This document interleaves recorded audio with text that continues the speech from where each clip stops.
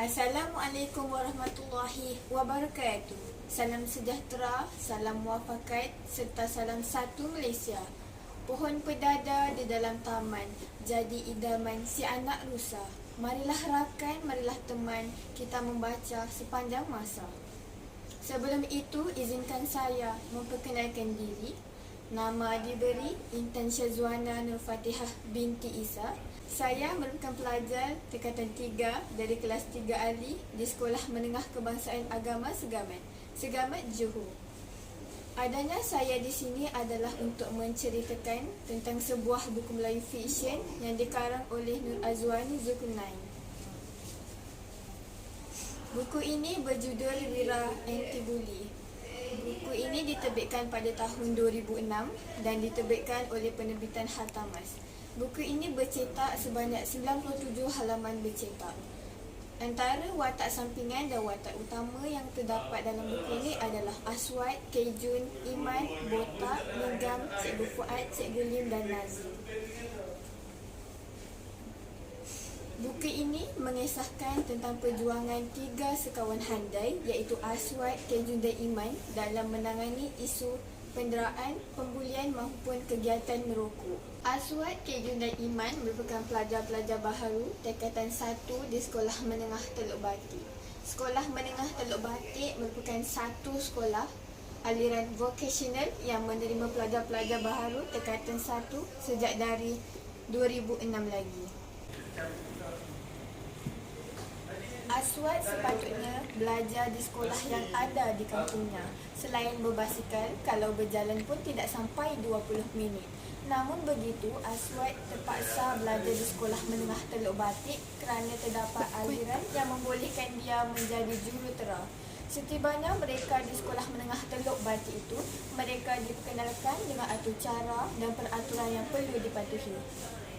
Aswad, Kejun dan Iman merupakan sahabat karib. Mereka tinggal sebilik di hostel dan mereka belajar di kelas yang sama. Botak dan Linggam merupakan pelajar senior Sekolah Menengah Teluk Batik. Mereka memeras ubud Nazim agar membelikan mereka bekalan-bekalan rokok. Nazim merupakan pelajar baharu tingkatan 1 di Sekolah Menengah Teluk Batik. Dalam hal ini, pelajar-pelajar baharu seperti Nazim akan berhadapan dengan risiko yang tinggi. Jika pelajar baharu ditangkap oleh pihak sekolah kerana menyelundup bahan larangan seperti rokok, mereka akan dikenakan tindakan disiplin iaitu digantung sekolah ataupun dibuang sekolah. Aswad, Kejun dan Iman berjaya menumpaskan kumpulan senior itu dengan cara menyuruh Kejun menyamar menjadi pembeli rokok. Semasa urus jual diadakan antara Botak dan Kejun, Aswad telah meminta Cikgu Fuad selaku guru disiplin untuk bersama-sama turun padang untuk menyaksikan situasi itu sebagai bukti perbuatan jahat Botak dan Linggam. Daripada apa yang saya baca dalam buku ini, dapat saya simpulkan bahawa kita hendaklah menerapkan sikap saling tolong-menolong antara satu sama lain. Kedua, kita hendaklah mengelakkan diri daripada terlibat dalam gejala-gejala negatif seperti kegiatan merokok, mendera maupun membuli.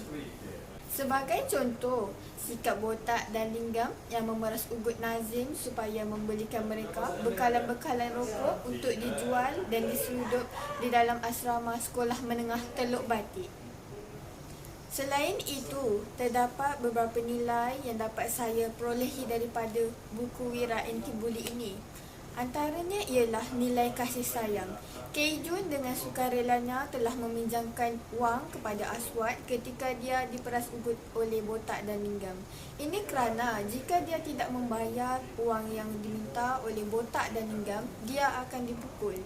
Yang kedua, nilai tanggungjawab. Cikgu Fuad selaku guru disiplin Sekolah Menengah Teluk Batik turut bersama-sama turun padang dalam menyelesaikan masalah Botak dan Linggam. Yang ketiga, nilai prihatin. Aswad dengan sukarelanya membantu Nazim untuk berhenti menjadi orang tengah kepada Botak dan Linggam dalam mengedar bekalan-bekalan rokok kepada pelajar-pelajar yang inginkannya. Pada pendapat saya, buku ini amatlah sesuai dibaca oleh semua lapisan masyarakat, terutamanya golongan-golongan remaja dan anak-anak muda.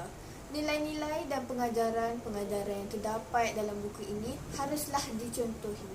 Kebijaksanaan pengarang dalam mengarang buku ini patut diteladani oleh generasi kini. Dari mana hendak ke mana? Tinggi rumput dari padi. Dari mana hendak ke mana? Dapat kita berjumpa lagi. Akhirul kalam, nadi ilmu amalan membaca. Bak kata orang, membaca itu jambatan ilmu. Wabillahi taufiq wa hidayah. Wassalamualaikum warahmatullahi wabarakatuh.